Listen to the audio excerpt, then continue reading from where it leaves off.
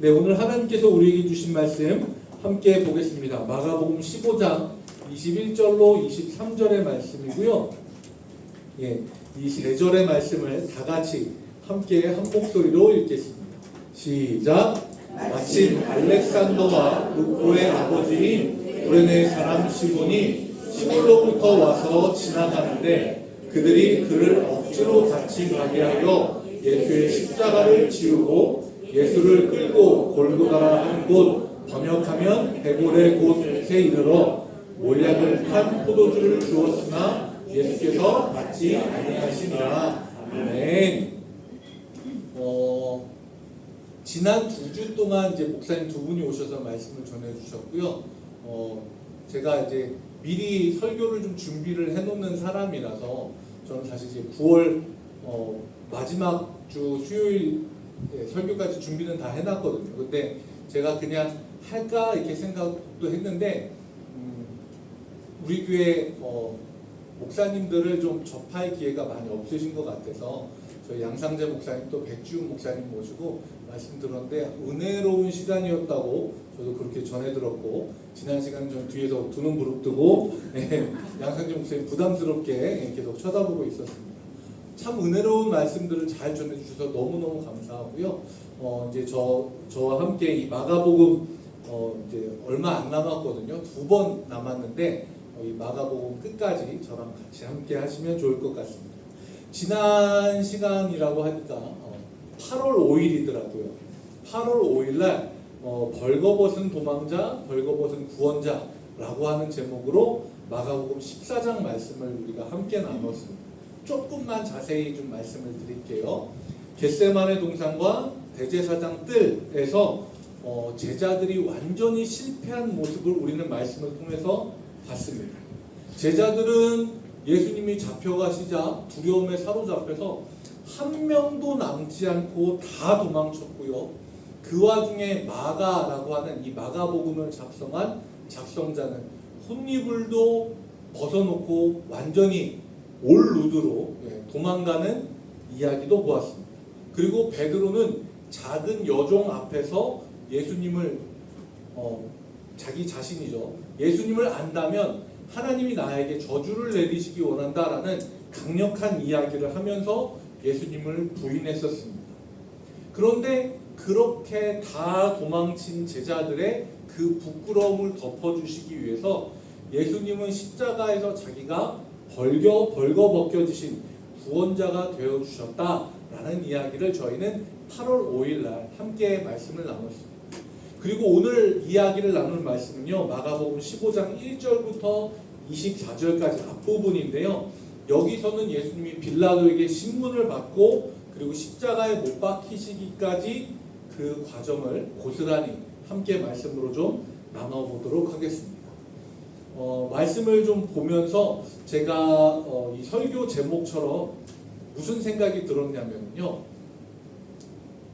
오늘 말씀을 한마디로 압축하면 오늘 말씀의 제목처럼 피레침 십자가라는 생각이 들었습니다. 옛날에 농담처럼 하는 이야기가 있어요. 교회에서 제일 꼭대기에 뭐가 있게요? 그런 사람들이 이제 십자가라고 이야기하는데 정답은 피레침이죠. 십자가보다 위에 피레침이 있습니다. 좀 넘겨봐 주시면, 그래서 건물의 가장 높은 곳에 피레침이 있어요. 그래서 이 피레침은 크기가 뭐 큰 것도 있고 작은 것도 있지만 하늘을 향해 사방으로 뻗어 있고 번개가 내려칠 때 그 번개를 자기 쪽으로 끌어당기는, 말 그대로 전기가 잘 통하는 물질로 되어 있습니다. 그래서 이 피레침은요, 그 건물에 떨어져야 하는 번개를 자기가 대신 맞고 그 번개를 통해서 떨어지는 수만 볼트의 엄청난 전기를 땅으로 흘려보냄으로써 건물을 보호하는 역할을 하는 거죠.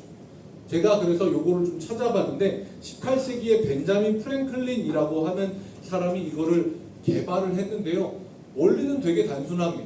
그냥 전도체, 전기가 잘 통하는 거, 그냥 뭐 흔히 이야기하는 쇳덩어리 같은 철사나 뭐 아니면 쇠파이프 같은 것들을 이렇게 사방으로 뻗게 위에 해놓고 거기서부터 땅 속으로 연결하는, 직통으로 연결하는 이 전선을 쭉 해서 연결을 해 놓는 거예요. 그러면 번개가 내려오다가 전기가 잘 통하는 곳을 찾아서 가는데 그게 이제 피레침으로 가고 피레침으로 떨어지는 건 자동으로 이제 땅으로 가서 이 피해가 건물에 없도록 하는 게 이 피레침의 역할이라고 하더라고요. 그래서 제가 조사를 하면서 여기 그림에는 안 넣었는데 실제로 번개를 맞은 피레침을 이렇게 봤는데 그냥 이 마이크 두께 정도 되는 이 파이프 같은 게 진짜 조각조각 다 나 있더라고요. 한꺼번에 수만 볼트가 꽝 하고 떨어지니까 그거를 받아서 땅으로 흘려보내긴 하는데 이 피레침이 남아나질 않더라고요. 피레침은 한 번 맞은 피레침은 다시 쓰지는 않는다고 합니다. 쓸 수는 있대요. 그런데 이제 역할이나 이런 게 그 효과가 잘 상대적으로 떨어지기 때문에 잘 안 쓴다고 하더라고요. 오늘 말씀을 보면은요, 죄인인 우리에게 떨어져야 하는 하나님의 진노의 벼락을요, 예수님이 십자가로 대신 받으신 거예요. 그래서 오늘 제목이 피레침 십자가입니다. 그래서 이 말씀을 같이 한번 쭉 보도록 할게요. 겟세마네 동산 대제사장의 이 뜰에서 예수님은 사람들에게 밤새도록 괴롭힘을 당했어요. 사람들이 얼굴에 난 수염을 잡아뜯기도 하고 눈을 가려놓고 주먹으로 때린 다음에 누가 때렸는지 알아맞혀 보라고 하고요. 그냥 뭐 얼굴만 건드리는 게 아니라 온 몸을 그냥 지나가던 사람들이 한 대씩 다 때리면서 건드는 거예요. 참 괴롭고 긴 밤을 보냈을 겁니다. 그리고 나서 날이 밝자마자 로마의 총독 빌라도에게 끌고 갑니다.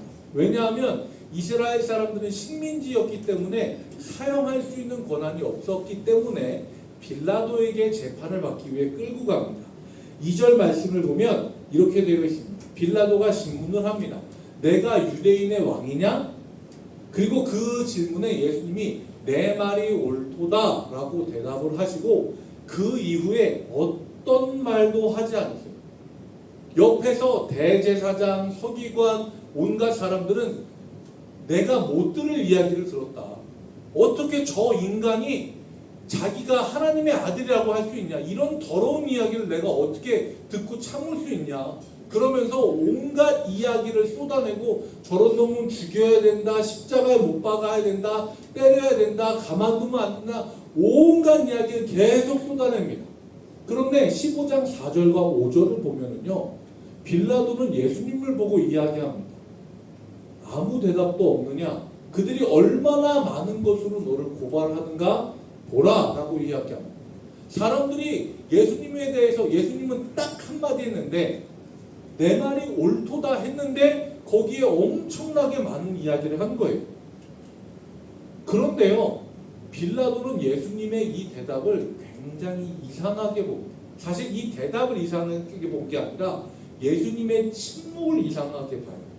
끄트머리에 보면 아무 말씀으로도 대답하지 아니하시니 빌라도가 놀랍게 여기더라 라고 되어 있습니다. 이 놀랍게 여기다 라고 하는 단어는요, 타우마조라고 하는 단어인데요, 이게 그냥 이상하다 정도가 아니라 이해가 안 되는데 이게 어떻게 되지? 사람이 상식이나 아니면 자기가 생각할 수 있는 범위를 완전히 벗어난 정말 기이하고 신기한 일을 보고 표현하는 것을 이 타우마조라고 하는 겁니다. 그런데요, 빌라도가 예수님이 아무 대답을 안 하는 것을 놀랍게 여길만 합니다. 왜냐하면요, 빌라도는 이 지역의 식민지 통치자 총독이었어요. 수도 없는 사람들을 재판을 했고요.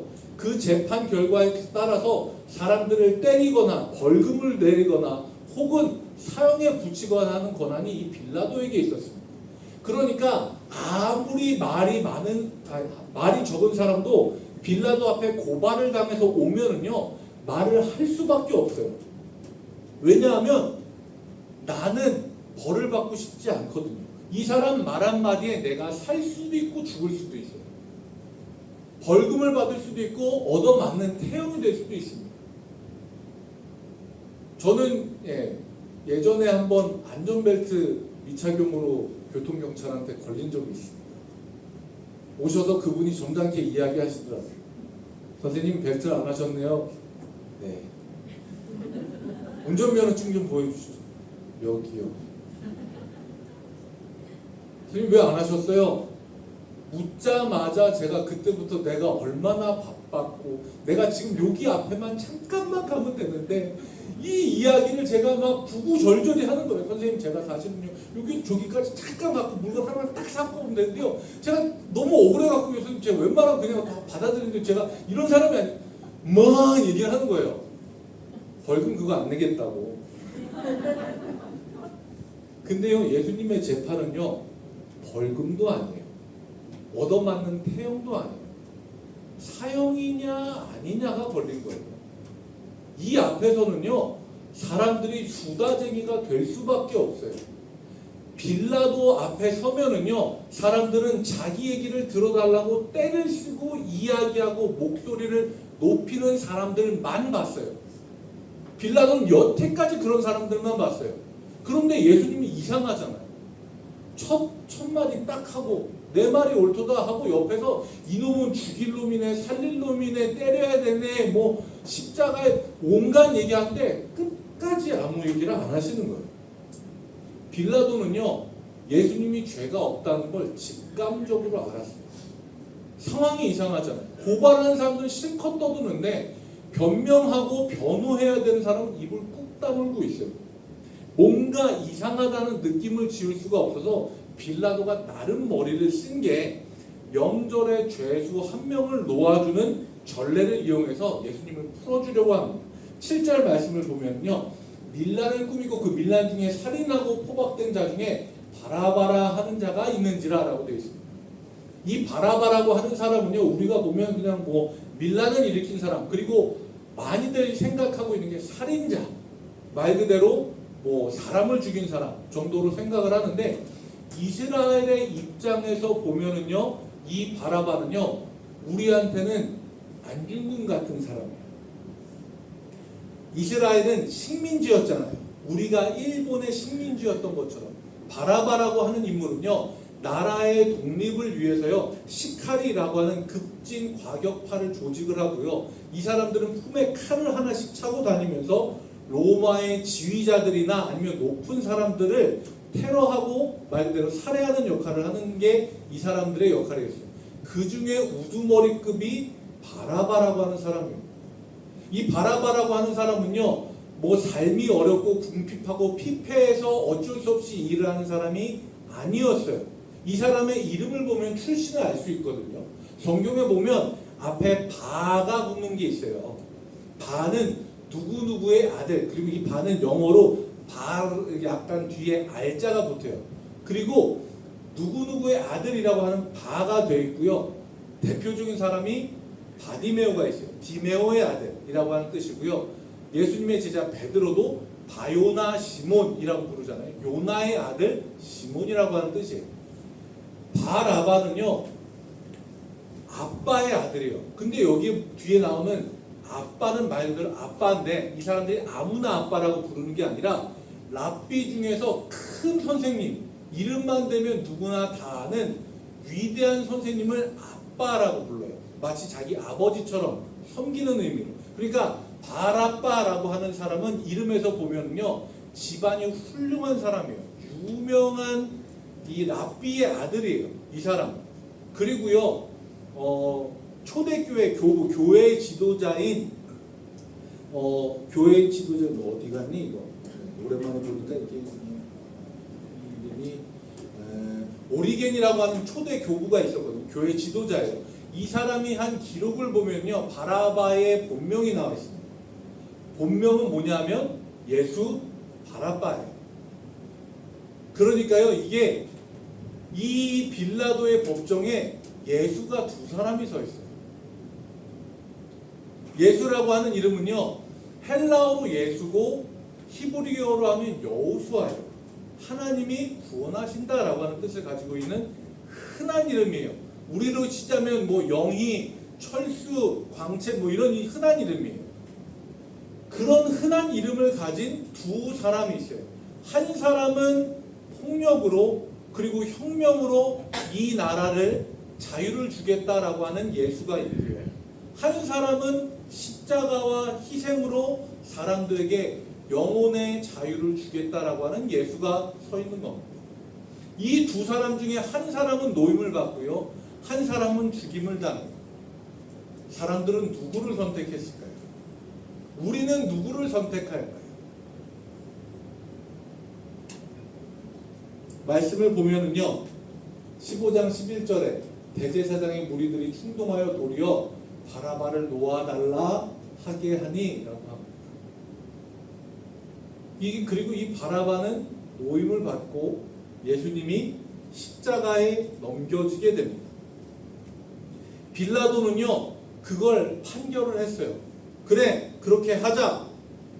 근데 빌라도는요, 예수님이 사형을 당할 만큼 무거운 죄가 없다라는 걸 알고 있었습니다. 말씀에 나와요. 4절, 10절, 14절을 보면요, 빌라도가 이야기합니다. 얼마나 많은 것으로 너를 고발하는가? 그러면 결국 이 얘기는 뭐냐 하면, 많은 의심과 고발의 거리가 있을 뿐 증명된 건 하나도 없다는 얘기예요. 두 번째입니다. 대제사장들이 시기로 예수를 넘겨준 줄 안다라고 합니다. 빌라도가 알고 있어요. 대제사장은 그냥 예수님의 죄 때문에 넘겨준 게 아니라 시기함 때문에 넘겨줬다라는 것도 빌라도는 알고 있어요. 그리고 14절인데요. 빌라도가 이때 어찌미냐 무슨 악한 일을 하였느냐라고 이야기합니다. 빌라도가 아무리 살펴봐도 사형을 당할 만큼의 그런 일을 하지 않았다는 겁니다. 그런데 빌라도의 판단 기준은요, 옳고 그름에 있지 않았어요. 15절에 보면 이렇게 나와 있습니다. 빌라도가 무리에게 만족을 주고자 하여 바라바는 놓아주고 예수는 채찍질하고 십자가에 못 박히게 넘겨줍니다. 빌라도의 판단 기준은요, 우리에게 만족을 주는 거예요. 법을 집행하는 사람의 기준이 법이 아니고요, 우리에게 만족을 주기 위함입니다. 애초에 말이 안 되는 판결이에요. 그런데 우린 이걸 정말 좋게 많이 봐줘서요, 그래, 다수결이라고 치자라고 생각을 하고 보자고. 사람들이 좋아하니까, 우리에게 만족을 주니까, 그래, 사람들이 많이 선택하니까. 세상에서의 기준은요, 다수결이 맞을 수도 있어요. 사람들이 집단 지성이라고도 이야기하고요, 대표적으로 민주주의라고 하는 게 그렇습니다. 그런데요, 분명한 거는요, 신앙에 있어서는요, 다수결은 아무 의미가 없어요. 세상 사람들이 다 옳다고 해도요, 기준점이 사람들이 얼마나 좋아하느냐 여기에 있지 않습니다. 무조건 하나님이 옳습니다. 세상 사람들이 다 아니라고 해도요, 하나님이 맞다라고 하면 맞는 겁니다. 그런데 이 빌라도는요, 우리에게 만족을 주기 위한 선택을 합니다. 마태복음 27장을 보면은요, 이렇게 되어 있어요. 이 사람의 피에 대하여 나는 무죄하니 너희가 당하라. 난 죄가 없어 라고 하고 사람들 앞에 손을 씻습니다. 이 사람의 죽음에 대한 책임은 나에게 1도 없다라고 하면서 그 상징적인 의미로 손을 씻어요. 빌라도는 그렇게 함으로써 자기에게 책임이 없다고 생각했죠. 그런데 빌라도가 서 있는 자리는 결코 책임이 없는 자리가 아닙니다. 2000년이 넘는 시간이 지나도요, 우린 이렇게 사도신경에 고백을 합니다. 본디오 빌라도에게 고난을 받으사 십자가에 못 박혀 죽으시고 예수님을 고난받게 하고요, 십자가에 못 박히도록 넘겨준 사람은 누구냐? 본디오 빌라도예요. 아무리 내가 내 손으로 물을 손에 묻혀서 손을 씻고 책임이 없다고 해도요, 그렇게 해서 책임은 없어지지 않아요. 다수결을 선택을 하는 게 아니라 하나님의 기준에 맞추어서 선택을 해야 하는 겁니다. 예수님은 그렇게 잘못된 판결로 사람들에 의해서 브라이도리온이라고 하는 총독의 관저 뜰 안으로 끌려갑니다. 말씀을 보면요, 이렇게 되어 있어요. 예수에게 자색옷을 입히고 가시관을 엮어 씌우고 희롱을 다한 후에 자색옷을 벗기고 도로구의 옷을 입히고. 그런데 말씀엔 이렇게 간단하게 되어 있는데요, 우리가 이 말씀을 그냥 이렇게 간단하게 봐서 넘기면 안 돼요. 17절 이전에요. 그냥 앞에 거 보여주세요. 17절 이전에 뭐가 되어 있냐면 예수님이 채찍질을 당하셨다라고 되어 있습니다. 채찍질을 당할 때 옷을 벗기죠. 그리고 채찍으로 때립니다. 어떻게 될 때까지 때리냐? 맞아서 피부가 터지고 피가 터질 때까지 채찍으로 때려요. 앞, 뒤로 골고루 때려요. 제 개인적인 이야기입니다. 엊그저께 처음으로 여기 실밥을 뽑았어요. 그리고 나서 이제 기분 좋게 옷을 입었습니다. 그리고 이제 잘 때 씻으려고 옷을 벗는데 여기 그 자리에 피가 조금 나온 게 옷이랑 붙어 있던 거예요. 근데 이게 옷을 벗으면서 탁 떨어지니까 혼자 아파가지고 화장실 안에서 씻으려고 이게 옷 벗고 너무 아프다 그러고 있었어요. 예수님이요 채찍질을 당하고요 온몸에 피부가 다 찢어져서 피가 나고 있는데 그 위에 자색 옷을 입히는 거예요. 그럼 어떻게 돼요? 옷과 피부가 하나로 엉겨 붙어서 붙습니다. 그리고요 희롱을 다 한 다음에 그 옷을 도로 벗겨요. 어떻게 돼요? 저는 제가 여기 정말 1cm도 안 되는 거기에서 피딱지 하나 떨어져 막 이러고 있었는데 말씀을 준비한 너무 민망한 거예요. 온몸이 다 찢어져서 옷이랑 엉겨붙은 그걸 그 사람들이 그냥 아플까봐 살살 띄어서 벗겨줬겠어요? 있는 그대로 쫙쫙 찢어가면서 벗겼겠죠. 그럼 그 자리에서 다시 피가 나요. 그런데 그 위에 도로 옷을 입힙니다. 또 들러붙게 하는 거예요. 그리고 십자가를 지우고 골고다 끌고 올라가서 거기서 옷을 또 다시 벗겨요. 가시관을 엮어 씌우고 이 사람들이 머리 사이즈를 잘 재서 머리에 잘 맞게 불편함이 없게 그렇게 가시관을 잘 만들어서 씌웠을까요? 아니요. 그냥 대충 만들어요. 자기네 쇠 장갑 끼고 얼기설기 만들어요. 그리고 머리에다 얹어요. 좀 작게 만들었네. 잘 안 들어가네. 그럼 어떻게 해요? 그냥 눌러서 씌우는 거예요. 강제로. 그러면 여기가 다 찢어지고 피투성이에요. 그리고 그 위에를 갈대로 툭툭 건드는 겁니다. 너무너무 고통스러울 것 같은 거예요. 가시가 머리를 짓누르고 있는데 그거를 그냥 차라리 세게 때려 기절이라도 시키면 모르겠는데 갈대로 툭툭 건드는 거예요. 성경에는 너무 짧게 나와 있는데요. 예수님이 당하신 고난은 결코 짧지도 않고 가볍지도 않았어요.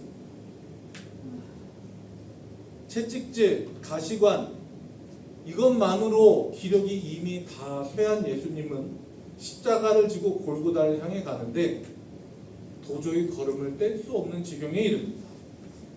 그러자 로마 군인들이 지나가던 한 사람을 붙잡아서 알렉산더와 루포의 아버지인 구레네 사람 시몬을 붙잡아서 강제로 십자가를 지게 합니다. 이 시몬의 입장에서는요.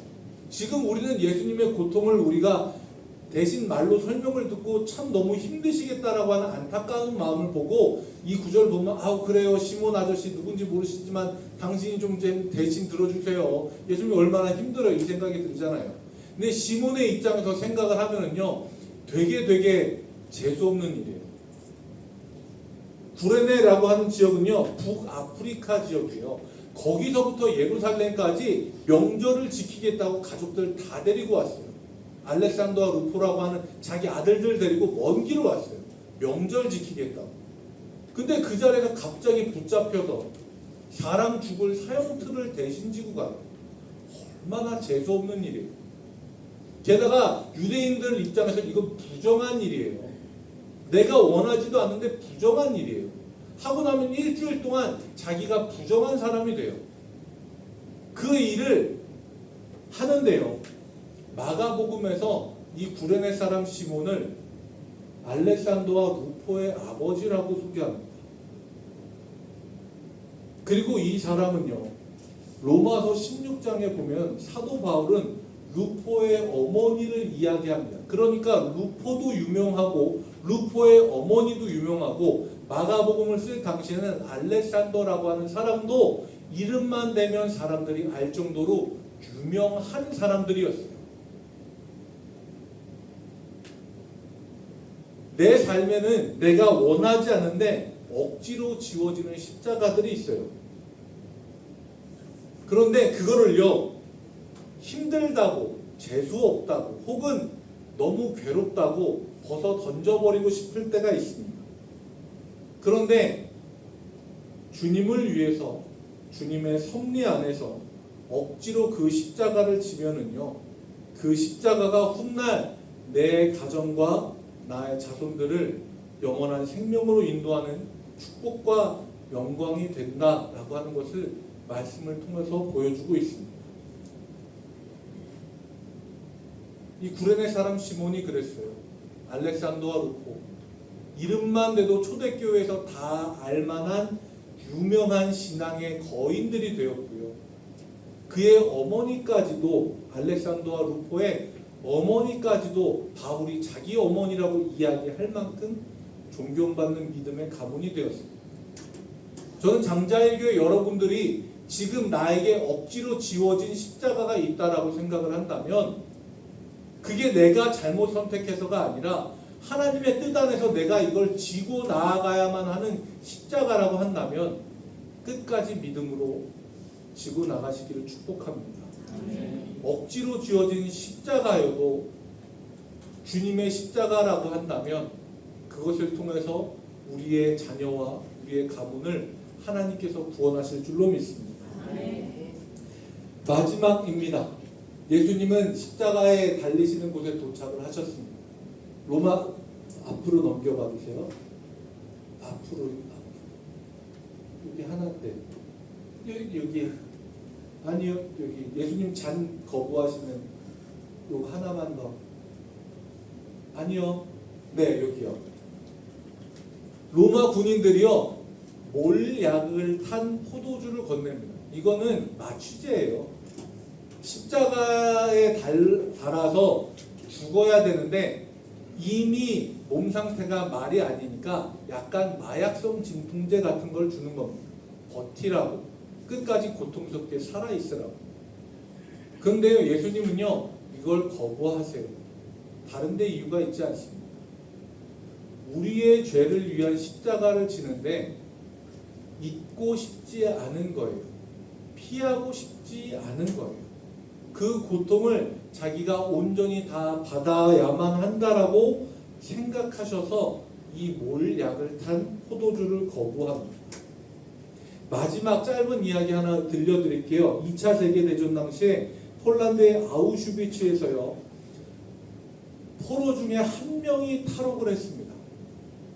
그런데 독일에서는요, 나치는 본보기로요, 수감자 10명을 무작위로 끄집어내서 아사간방이라고 하는 곳에다가 가두기로 결정합니다. 아사간방은요, 2주간 아무것도 주지 않고 그냥 굶겨 죽이는 방이에요. 한 명이 도망갔다고 10명을 무작위로 뽑아서 그 방에다가 가두는 겁니다.